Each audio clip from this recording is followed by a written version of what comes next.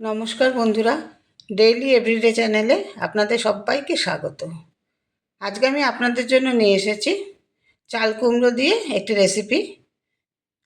আমি যার নাম দিয়েছি চাল কুমড়োর ঝাল। এই রেসিপিটি আমার সাথে থাকুন আর দেখতে থাকুন আমি কিভাবে বানালাম। যেহেতু এটা চাল কুমড়োর ঝাল, সেহেতু এটার জন্য কিন্তু আমার অবশ্যই লাগবে একটি চাল কুমড়ো। এখন যেহেতু গরমকাল, বাজারে প্রচুর চাল কুমড়ো রয়েছে, তো এই জন্য আমি এখানে একটা কচি চাল কুমড়ো ব্যবহার করেছি। এই চাল কুমড়োটাকে আমি 4 টুকরো করে কেটে নিয়েছি। টুকরোটা দেখেই বুঝতে পারছেন যে এগুলো কতখানি কচি। আর এই চাল কুমড়ো ঝাল রেসিপিটির জন্য কিন্তু আমার ঠিক এই ধরনের কচি চাল কুমড়োই লাগবে। তো এই চাল কুমড়োগুলোকে আমি অর্ধ চন্দাকারে কেটে নিয়েছি, অর্থাৎ একদম দেখেই বুঝতে পারছেন এটা খুব একটা কিন্তু মোটাও হয়নি, আবার একদম পাতলাও হয়নি। এইভাবেই এটাকে কিন্তু কাটতে হবে। এবার এটা কাটা হয়ে গেলে এবার এখানে আমি একটা মাখাতে হবে চাল কুমড়োটাকে। সেই জন্য আমার এখানে লাগবে প্রয়োজন মতো নুন, হলুদ, আর লাগবে হচ্ছে কিছুটা মিষ্টি। এবারে নুন, হলুদ, মিষ্টি দিয়ে এটাকে আমি খুব ভালোভাবে মেখে নেব। এমন করে মেখে নেব যাতে প্রত্যেকটা টুকরোর গায়ে হলুদ, নুন আর মিষ্টিটা লেগে যায়। এইভাবে এটাকে আমি অন্তত 20 মিনিট এটাকে আমি রেখে দেব। 20 মিনিট রেখে দেওয়ার পর এটা থেকে প্রচুর জলটা বেরিয়ে যাবে। এক্সট্রা যে চাল কুমড়োর গায়ে জলটা ছিল সেই জলটা বেরিয়ে যাবে। এবার এটাকে আমি একদম নিংড়ে তুলে রাখবো, যাতে যখন রান্না করব তখন চাল কুমড়োর গায়ে একটুও জল না থাকে। এবার আমি দিয়েছি কড়াইয়ে সর্ষের তেল। সর্ষের তেলে প্রথমে আমি দিয়ে নিয়েছি 4 থেকে 5 টুকরো রসুন কুচি, আর দিয়ে নিয়েছি কালো জিরে আর কাঁচা লঙ্কা ফোড়ন।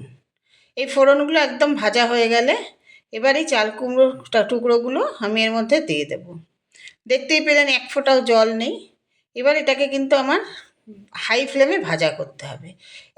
এই অবস্থায় এটাকে আমি বেশ কয়েকবার নেড়ে চেড়ে উল্টে পাল্টে একদম ভালো করে ভেজে নিতে হবে। এমনভাবে ভাজতে হবে যাতে মানে একটুও জল তো না থাকে, আর প্রায় চাল কুমড়োটা ভাজতে ভাজতে যাতে সেদ্ধ হয়ে যায়। আলাদা করে খুব একটা জল দেওয়ার দরকার পড়বে না। এবার এই ভাজা হতে হতে আমি এখানে একটা পেস্ট তৈরি করে নেব। এই পেস্ট তৈরি করতে আমার লাগছে সর্ষে আর পোস্ত। এখানে আমি সর্ষের ভাগটা কম দিয়েছি, পোস্তর ভাগটা বেশি দিয়েছি।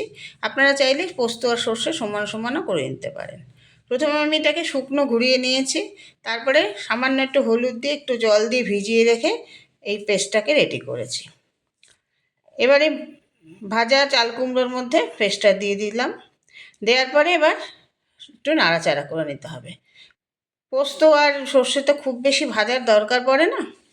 এবার ভাজা হয়ে গেলে এর মধ্যে দিয়ে নিতে হবে একটুখানি মিক্সি বাটিটা ধোয়া জল, একদম সামান্য জল।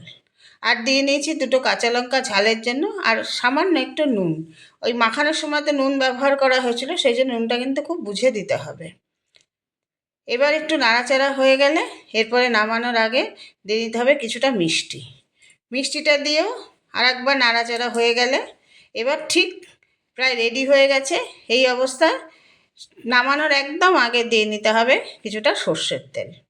ঝাল সেহেতু নামানোর আগে এই তেলটা না দিলে ঝালটা কিন্তু প্রায় অসম্পূর্ণই থেকে যায়। এই অবস্থায় এটাকে একটু নাড়াচাড়া করে নিয়ে এবার কিন্তু গ্যাসটাকে আমার অফ করে নিতে হবে।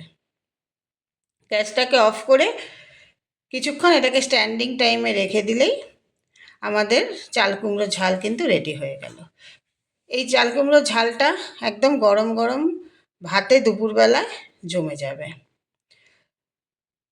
আপনারা যারা আমার সাথে রয়েছেন তারা অবশ্যই তো আমার সাথে থাকবেন আর জানাবেন যে আমার সাথে যে কমেন্ট সেকশানে গিয়ে যে আমার রেসিপিগুলি কেমন হয়েছে। আর যারা এখনও আমার চ্যানেলটিকে সাবস্ক্রাইব করেননি তারা অবশ্যই আমার চ্যানেলটাকে একটা সাবস্ক্রাইব করে দেবেন, যাতে নিত্য নতুন ভিডিও আপনাদের কাছে পৌঁছে যায়।